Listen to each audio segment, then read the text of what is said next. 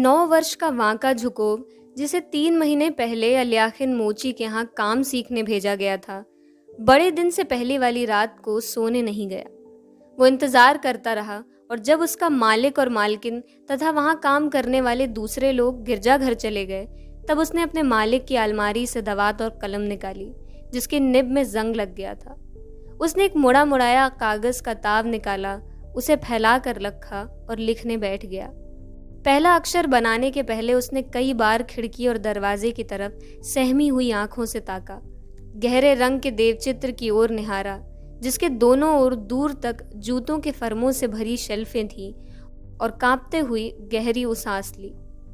कागज बेंच पर फैला हुआ था और वांका बेंच के पास फर्श पर घुटनों के बल खड़ा था।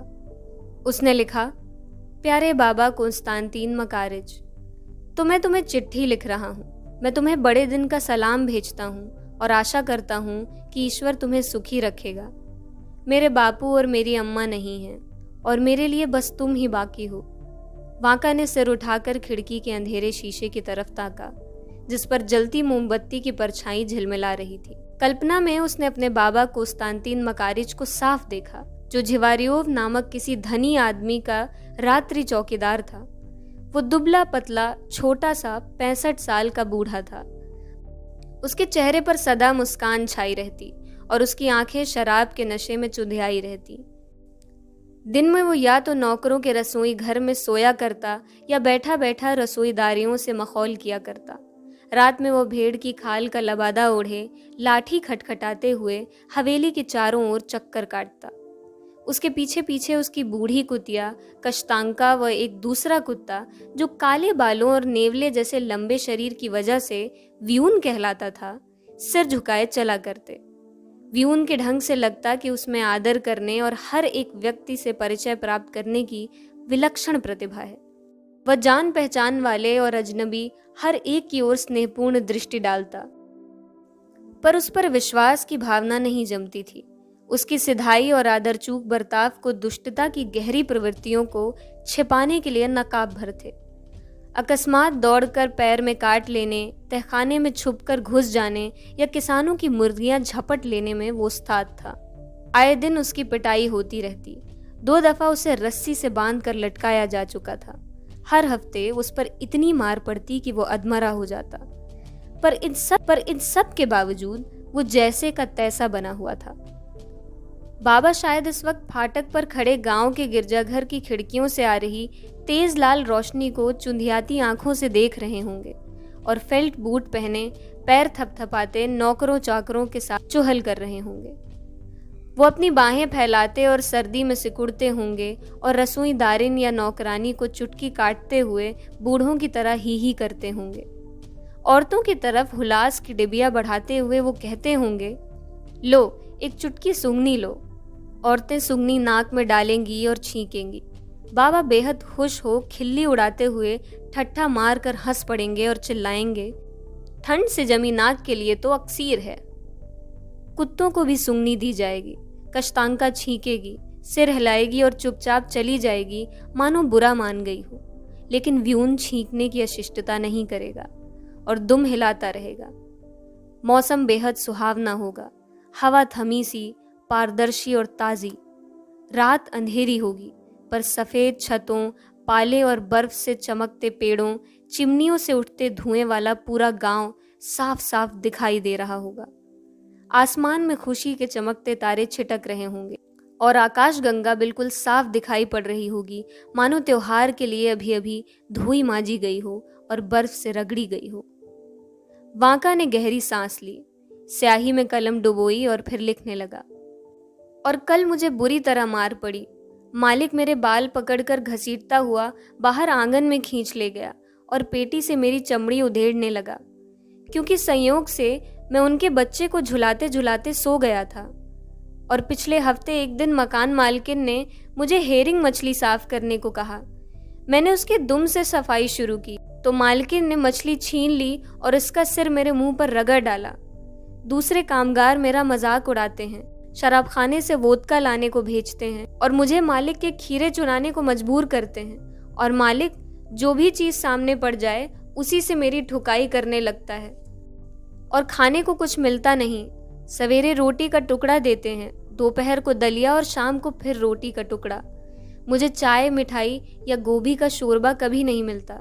ये चीज़ें तो वो सारी खुद ही भकोस जाते हैं। मुझे ड्योढ़ी में सुलाते हैं और रात में जब उनका बच्चा रोने लगता है तो मुझे झुलाना होता है और मैं बिल्कुल सो नहीं पाता। प्यारे बाबा, भगवान के लिए मुझे यहाँ से ले जाओ, मुझे गांव ले जाओ। मुझसे अब ये नहीं सहा जाता। मेरे बाबा, मैं हाथ जोड़ता हूँ, पैर पड़ता हूँ, मुझे यहाँ से ले जाओ, नहीं तो मैं मर जाऊंगा। मैं हमेशा तुम्हारे लिए भगवान से प्रार्थना करूंगा। वाका के होंठ फड़के। काली मुट्ठी से उसने अपनी आंखें मली और सिसकी भरी। मैं तुम्हारी सुंगनी पीस दिया करूंगा, उसने पत्र में आगे लिखा। मैं तुम्हारे लिए भगवान से प्रार्थना किया करूंगा और अगर मैं शरारत करूं तो जितने चाहे उतने बेत मारना।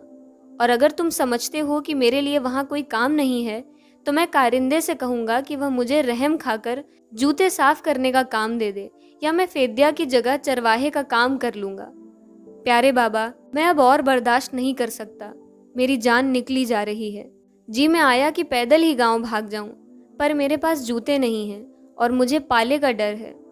और जब मैं बड़ा हूंगा तब मैं तुम्हारी देखभाल करूंगा। मैं किसी को भी तुम्हें तकलीफ पहुंचाने नहीं दूंगा।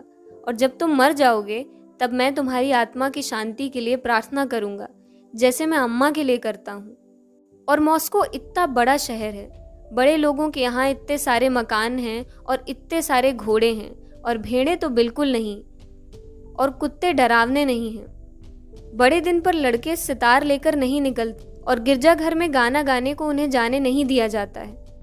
एक बार मैंने दुकान में मछली पकड़ने के कांटे बिकते देखे और वहाँ डोर लगी बंसी थी, जैसे चाहो वैसे मछली पकड़ने की बंसी। और वहाँ एक बहुत ही बढ़िया कांटा था जिस पर आध आध मन के रोहू तक आ जाएं। मैंने दुकानें देखी हैं जहाँ हर तरह की बंदूकें मिलती हैं, बिल्कुल वैसी ही जैसे घर पर मालिक के पास हैं। उनकी कीमत 100 रूबल तो ज़रूर होगी। और बूचड़ों की दुकानों पर तीतर, बनकुकरी और खरगोश मिलते हैं, पर वे लोग ये नहीं बताते कि वे इन्हें कहाँ से मार कर लाते हैं। प्यारे बाबा, वहाँ हवेली में जब बड़े दिन का फर का पेड़ सजाएंगे तब तुम उसमें से मेरे लिए पन्नी वाला एक अखरोट ले लेना और उसे हरी संदूकची में रख देना। छोटी मालकिन ओगला इग्नातियनवा से मांग लेना, कह देना वाका के लिए है। वाका ने गहरी सांस ली और फिर खिड़की के शीशे की ओर ताकने लगा। उसे याद आया, बाबा मालिकों के लिए बड़े दिन का फर का पेड़ लेने जंगल में जाया करते थे और उसे अपने साथ ले जाते थे। वे भी कितने सुख के दिन थे। फर के पेड़ काटने के पहले बाबा पाइप सुलगाते, एक चुटकी हुलास लेते और ठंड से कांपते वाका पर हंसते। फर के पेड़ बर्फ पाले से ढके स्तब्ध से खड़े या प्रतीक्षा करते कि उनमें से कौन मरेगा। और यकायक बर्फ के ढेरों पर उछलता कोई खरगोश तीर सा निकल जाता। बाबा चिल्लाने से न चूकते, रोक ले, पकड़ ले, ए दुमकुटे शैतान। बाबा पेड़ घसीटते हुए हवेली ले जाते और वहां उसे सजाना शुरू कर देते। वाका की प्यारी छोटी मालकिन ओल्गा इग्नातियनवा सबसे ज्यादा व्यस्त होती। जब तक वाका की माँ पेलागिया जिंदा थी और हवेली में चाकरी किया करती थी, ओल्गा इग्नातियनवा वाका को मिठाइयाँ देती थी। अपने मन बहलाव के लिए उन्होंने उसे पढ़ना लिखना और 100 तक गिनती करना और क्वेड्रिल नाच नाचना भी सिखाया था।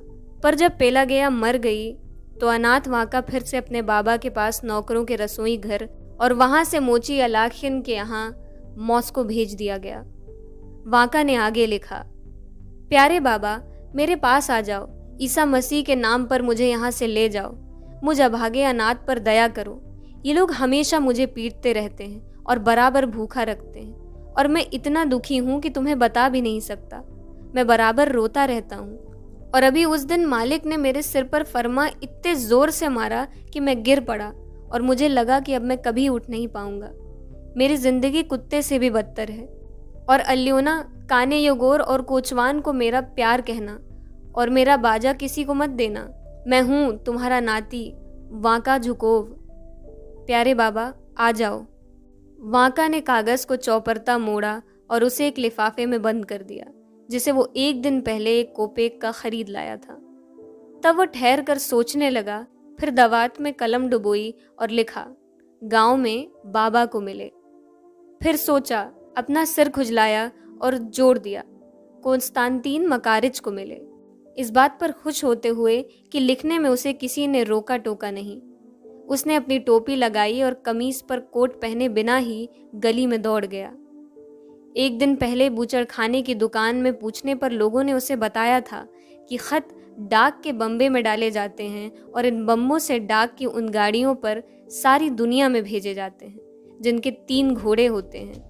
कोचवान शराबी होते हैं जिनमें घंटियां बजा करती हैं। वांका पास वाले बम्बे तक दौड़ कर पहुंचा और अपनी अमूल्य चिट्ठी बम्बे की दराज में डाल दी। घंटे भर बाद सुनहरी आशाओं की लोरियों ने उसे गहरी नींद में सुला दिया। उसने एक अलाव घर का सपना देखा। अलाव घर के ऊपर बाबा बैठे थे, उनके नंगे पैर लटक रहे थे। वो रसोई दारिनों को चिट्ठी पढ़कर सुना रहे थे। व्यून अलाव घर के सामने आगे पीछे दुम हिलाते हुए टहल रहा था।